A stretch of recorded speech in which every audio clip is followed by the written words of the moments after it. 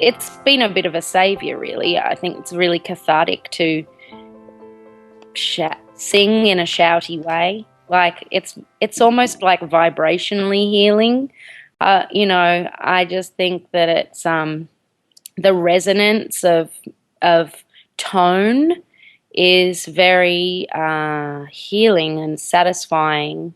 And so that's why I think it's like getting into a car and singing at the top of your lungs to like a song that you like is a really good way to get out of your head or to get out a lot of rage. And as someone who's like secretly a very angry person, um,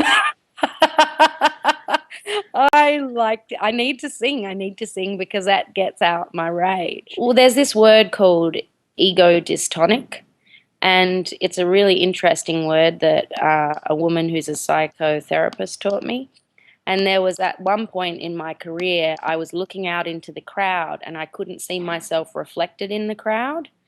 And that's when I realized that I had lost touch with who I really was. Like I had just bought into this whole thing I was so unhappy. I didn't want to be there. I didn't understand the value of what I was doing.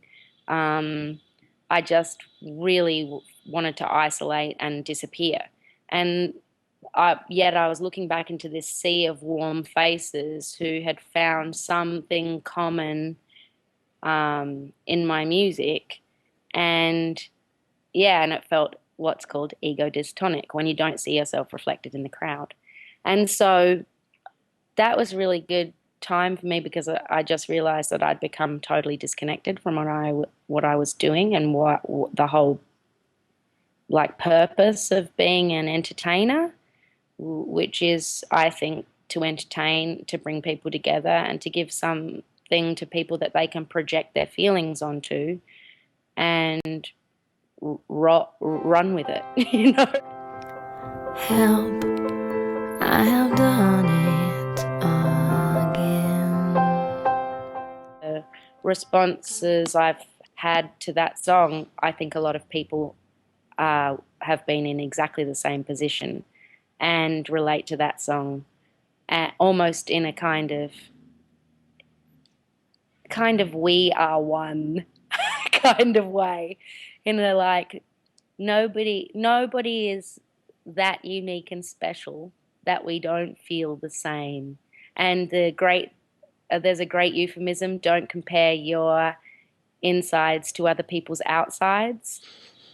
And because everybody feels like that sometimes and is just has a better handle on it, maybe has a better like chemical balance, or maybe doesn't drink or do drugs, or maybe doesn't, eat crap. Maybe they just they have more balance or stability in their life so they can handle those incredibly sad and uncomfortable feelings with different tools. And so just, I think it's certainly uncomfortable to display that level of vulnerability or to share that kind of personal discomfort, and is scary. It's scary, but once you've done it once, you'll never go back.